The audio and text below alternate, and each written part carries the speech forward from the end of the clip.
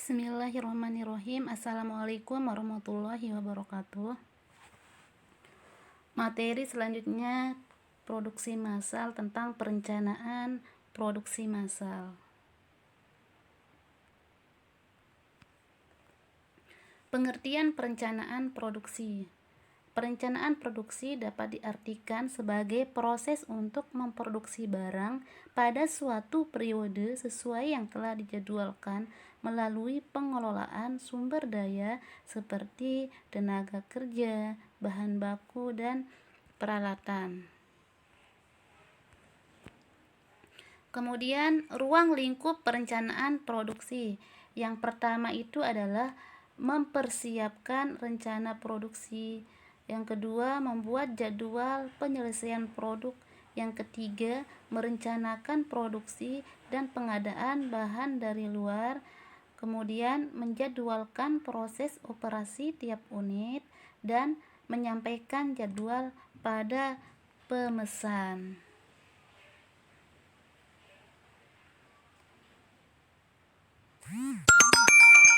Selanjutnya ada tujuan perencanaan produksi. Yang pertama, meminimalkan biaya serta memaksimalkan keuntungan. Nah, salah satu tujuan perencanaan produksi massal yaitu meminimalkan biaya produksi dan memaksimalkan keuntungan. Dengan membuat perencanaan produk, maka akan dioptimalkan segala sesuatu yang dibutuhkan dalam proses produksi, seperti penyediaan bahan baku, tenaga kerja, dan yang lainnya. Kemudian, tujuan yang kedua adalah memaksimalkan kepuasan pelanggan. Tingkat kepuasan pelanggan terhadap produk merupakan tujuan dari perencanaan. Semakin besar tingkat kepuasan pelanggan terhadap produk, maka semakin mudah bagi perusahaan untuk mendapatkan keuntungan. Sebaliknya, semakin pelanggan tidak puas terhadap produk, maka akan semakin sulit bagi perusahaan untuk mendapatkan keuntungan dari produk tersebut. Kemudian, tujuan perencanaan produksi yang ketiga, meminimalkan perubahan nilai produksi. Perencanaan produksi yang tepat akan menimbulkan risiko kehilangan nilai produksi suatu produk. Contohnya, perusahaan bahan baku di gudang harus diproduksi sesuai dengan jadwal waktu yang telah ditentukan. Nah, tujuannya yang keempat, meminimalkan perubahan tenaga kerja. Perencanaan produksi yang baik juga akan menentukan berapa banyak tenaga kerja yang harus digunakan untuk menghasilkan suatu produk. Dengan perencanaan yang berkaitan dengan tenaga kerja tersebut, maka biaya tenaga kerja pun bisa diminimalkan. Tujuan perencanaan produksi yang terakhir, memaksimalkan perlengkapan dan inventaris pabrik. Dengan perencanaan produk yang baik, berarti penggunaan perlengkapan yang terdapat dalam pabrik pun dimaksimalkan. Next. Fungsi perencanaan produksi. Fungsinya yang pertama, menjamin rencana produksi dan pemasaran produk. Perencanaan yang tepat mampu memudahkan perusahaan untuk menjamin rencana penjualan produk kepada konsumen sesuai dengan rencana yang tepat. Kemudian, mengukur kapasitas produksi yang konsisten terhadap rencana produksi.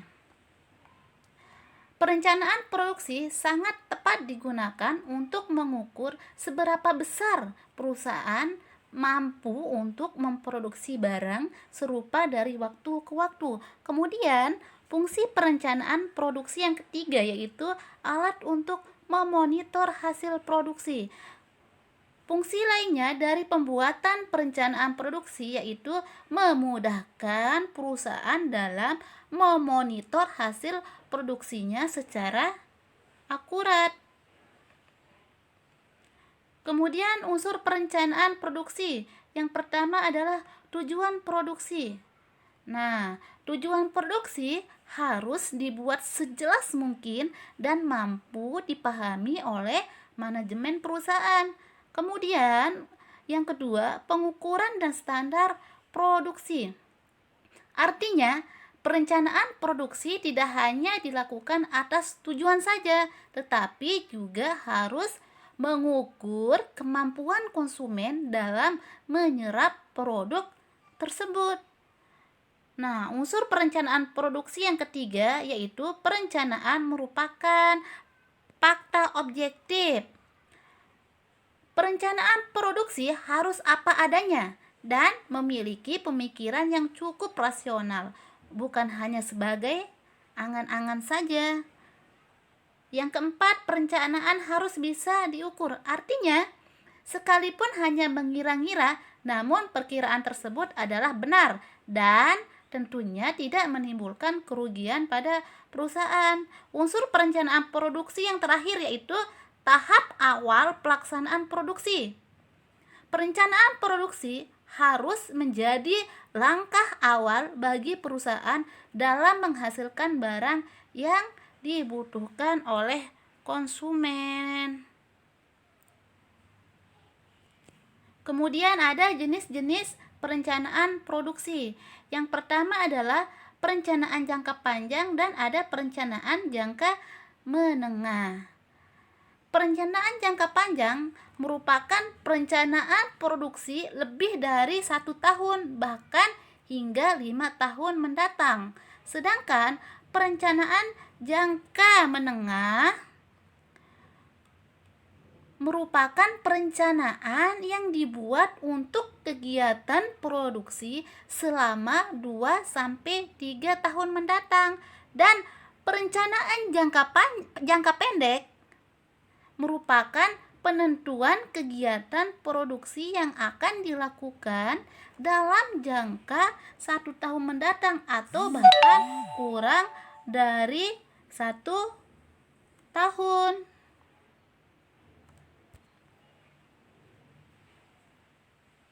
Faktor-faktor yang berpengaruh terhadap perencanaan produksi adalah ada faktor internal dan faktor eksternal. Nah, faktor internal meliputi ada kapasitas mesin, produktivitas tenaga kerja, kemampuan pengadaan, sedangkan faktor eksternal itu ada inflasi dan juga bencana alam.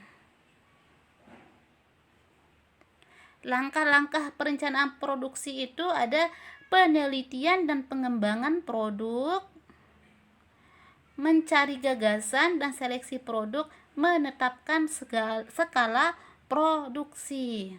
Nah, penelitian dalam pengembangan produk itu ada penelitian proses produksi dan ada penelitian produk.